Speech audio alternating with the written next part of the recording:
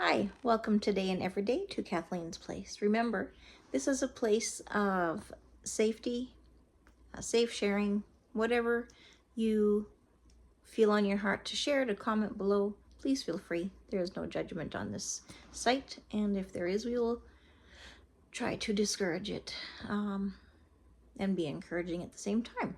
So anyhow, today we're going to be talking about to love and cherish. So in yesterday's video, I was sharing part of my journey. Most of my frustration yesterday that I was talking about in my video came from the change and the amount of work it takes to move. I was feeling overstimulated, but now we'll just go on to talking about to love and cherish. That's one thing I mentioned in a previous video that I feel that has been left out in the focus of marriage. People always talk about, how you have to keep your vows and everything. Well, part of the vows is that in sickness and health, richness and poor and everything else, you're to love and cherish each other.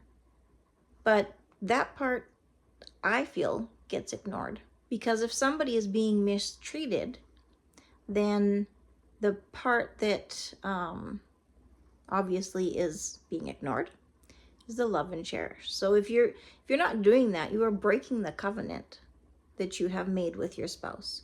Because marriage is a covenant. It's not a contract. It's a covenant. And so I'm just going to read to you part of the Bible that talks about love. And I feel like whether you believe in God or you don't believe in God, you believe in the Bible, you don't believe in the Bible, it doesn't matter. This is so clear and so right as to what love truly is. And if you read the Bible, you'll know that it's 1 Corinthians 13, verses 4 through 7. So I'm just going to read that for you. I've written it down here. Love is patient. Love is kind. Now, even those two things, it's hard to do if you don't love or cherish the person that you're with. It does not envy. It does not boast. It is not proud. It does not dishonor others. It is not self-seeking. It is not easily angered. It keeps no record of wrong. Love does not delight in evil, but rejoices with the truth. It always protects, always trusts, always hopes, and always perseveres. Now, of course, there's no marriage that can do this perfectly, but with practice, it can get better on both sides.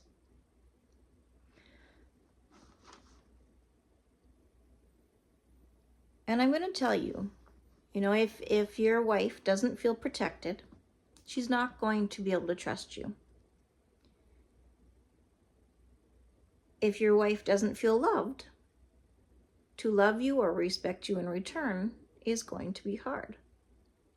Even though they will try to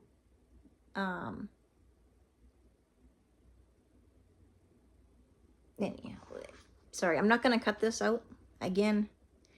I just feel like the authentic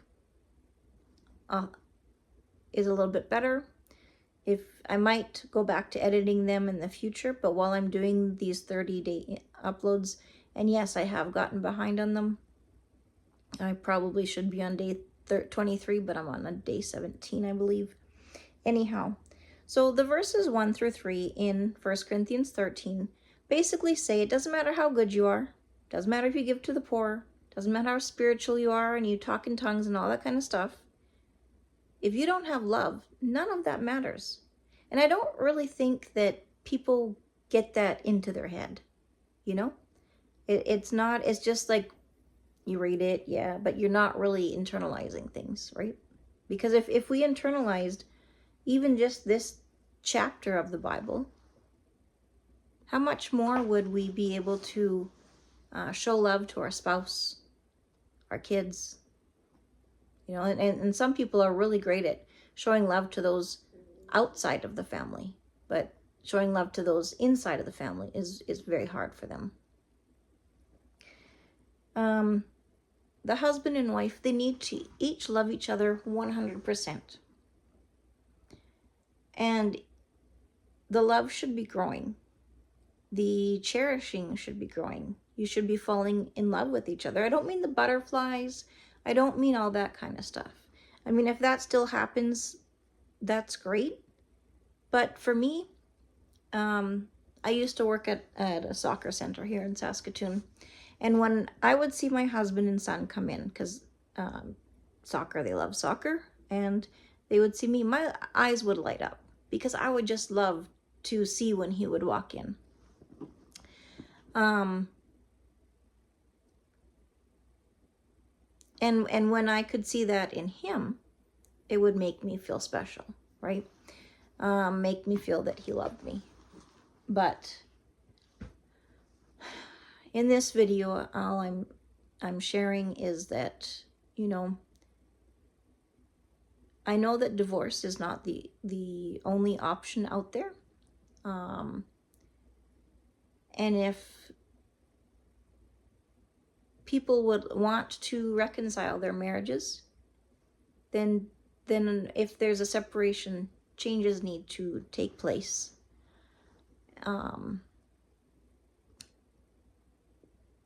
And obviously there's two sides to each story, but we just really need to lift each other up, to encourage each other, to help each other when there is a need, to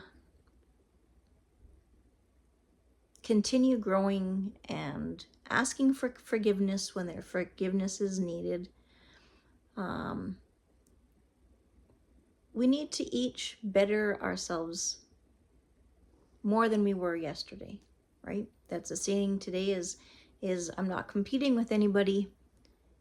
I'm just trying to be the best me that I can be today. And, you know, for those of you who don't know, you know, my husband and I right now are separated. We've been separated, you know, going on 6 weeks now. In order for things to work, there is change that needs to happen. And I just hope that can happen. And, you know, this weekend, my son and I are moving in with my daughter and son-in-law. And it'll be a huge change. I've got, my son has been helping me packing and moving boxes and everything. And then on Saturday, my kids, all of the kids and everyone will be helping to move boxes and furniture and everything, whether it be to our shop or to the house. And yesterday I was feeling very overwhelmed with everything, but today I am feeling not so bad because I've got more accomplished now. And I think that this will bring a good change that is very much needed. And yeah, I just really want to thank you guys for walking with me on my journey. Now, my journey, there will be some days where I'm gonna share with you my struggles, and I'm not gonna be wearing makeup like my last video. I'm gonna look pretty horrible, but that's part of the journey. And what I want, why I share that is because I'm not the only one that is going to be feeling like this when they're separated from their spouse. And I want you to know how real it is. And that you're not alone. You're not alone in your feeling. You're not alone in your journey. If you're going through something similar, if you have been gone through something similar, I'm here to walk with you and others. I appreciate all of you who have subscribed to my channel and are walking through this journey with me and encourage me or sharing what you've gone through. It's a wonderful way to create a community, whether you have your own YouTube channel or not, or you just enjoy watching other people's videos. It's a great way to grow a community, to connect, and to grow friendships, even in this. So I just want to, again, thank you for joining me. Thank you for, now, last I checked, I had 899 subscribers. I thank you to everybody who has subscribed to my channel. And one thing I never fret over is losing 1 or 2 or 10 subscribers, because if my channel isn't touching them, isn't doing any good for them, that's okay. I don't expect them to be subscribed to my channel then.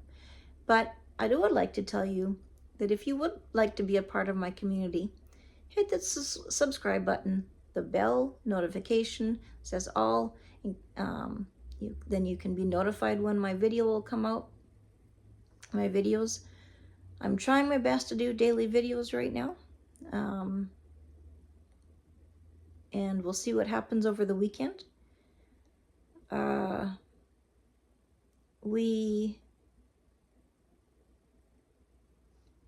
want to encourage you to join me, and I want you to know that you are welcome today and every day at Kathleen's Place. Thank you for joining me, and we'll see you in the next video. Take care. Bye-bye.